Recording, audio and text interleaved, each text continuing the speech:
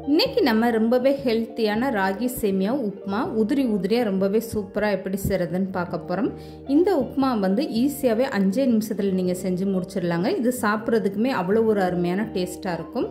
மணிக்கணக்கு ஆனாலும் இந்த ராகி சேமியா நல்ல உதிரி உதிரியாக ரொம்பவே சூப்பராக இருக்கும். ஹலோ ஃப்ரெண்ட்ஸ், வெல்கம் டு சமையல் டிலைட்.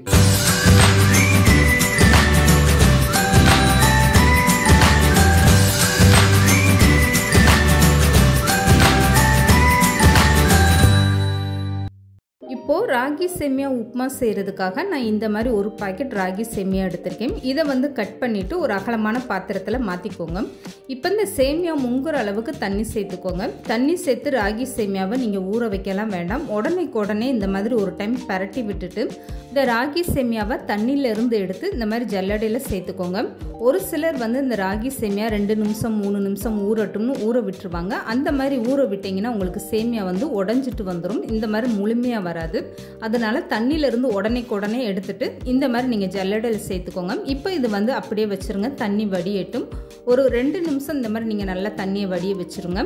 இதுக்கப்புறமா ராகி சேமியாவை வேக வச்சு எடுத்துக்கோங்க. இதுக்காக வந்து ஒரு இட்லி பாத்திரம் எடுத்துக்கோங்க. இதில் வந்து ஒரு 2 கிளாஸ் தண்ணி எடுத்துக்கோங்க.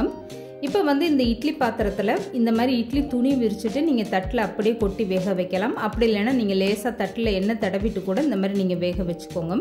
இப்போது இந்த சேமியா கையில் எடுக்கும்போது உங்களுக்கே தெரியும் எந்த அளவுக்கு நல்லா உதிரி உதிரியாக இருக்குது பாருங்கள். இந்த மாதிரி உதிரி உதிரியாக இருந்தால் தான் நம்ம செய்யக்கூடிய உப்புமாவும் நல்லா உதிரி உதிரியாக வரும்.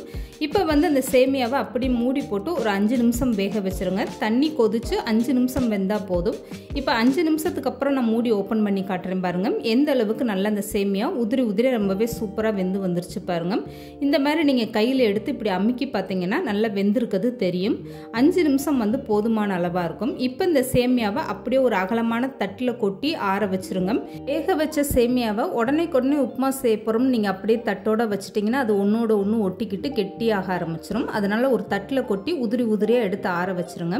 இப்போ வந்து இந்த உப்புமா தாளிச்சு விடுறதுக்காக ஒரு அகலமான பாத்திரத்தில் 2 ஸ்பூன் அளவுக்கு நல்லெண்ணெய் சேர்த்துக்கோங்க. 1 ஸ்பூன் அளவுக்கு கடுகு உளுந்து, இது கூடவே 1 ஸ்பூன் அளவுக்கு உளுந்தம்பருப்பும் 1 ஸ்பூன் அளவுக்கு கடலைப்பருப்பும் சேர்த்துக்கோங்க.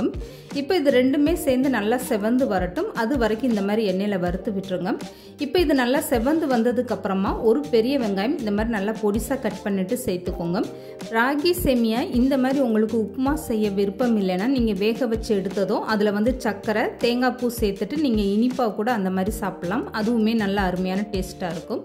இப்போ வெங்காயம் வதங்கி வரும்போதே இதில் வந்து ஒரு பச்சை மிளகாய் கட் பண்ணிட்டு சேர்த்துக்கோங்க. இது கூடவே 2 பட்டை வத்தல், கொஞ்சமாக கருவேப்பிலை சேர்த்துக்கோங்க. வெங்காயம் வந்து ரொம்ப நேரம் வதங்க வேணாம். இந்த மாதிரி ஓரளவுக்கு வதங்கினா போதும். அப்போ தான் உப்புமா சாப்பிடும்போது அந்த வெங்காயம் கடிப்படையில் நல்லா டேஸ்ட்டாக இருக்கும். இப்போ வந்து பச்சை மிளகாய் பட்டை வத்தெல்லாம் சேர்ந்து நல்லா பொரிஞ்சதுக்கு அப்புறமா உப்புமாவுக்கு தேவையான அளவு உப்பு சேர்த்துக்கோங்க. நான் வந்து 1/2 ஸ்பூன் அளவுக்கு உப்பு சேர்த்துருக்கேன்.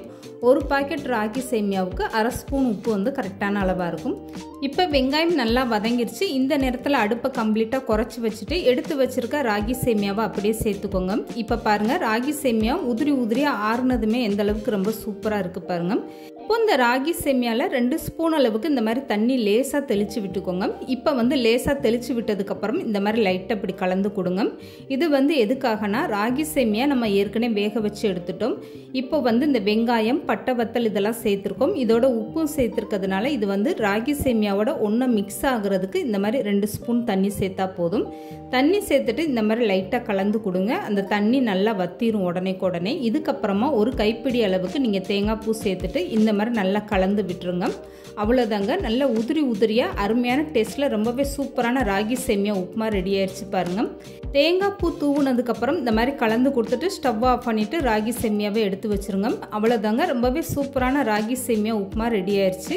இந்த ராகி சேமியா உப்புமாவுக்கு சைடிஷாக நீங்கள் தேங்காய் சட்னி வச்சு சாப்பிட்லாம். அப்படி இல்லைன்னா சக்கரை தொட்டு கூட சாப்பிட்லாங்க. ரொம்பவே அருமையான டேஸ்ட்டாக இருக்கும்.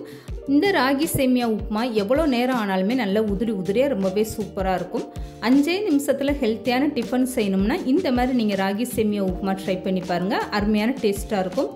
இந்த வீடியோ பிடிச்சிருந்தா லைக் பண்ணுங்கள், ஷேர் பண்ணுங்கள். மறக்காமல் சமையல் டிலைட் சேனலை சப்ஸ்கிரைப் பண்ணுங்கள்.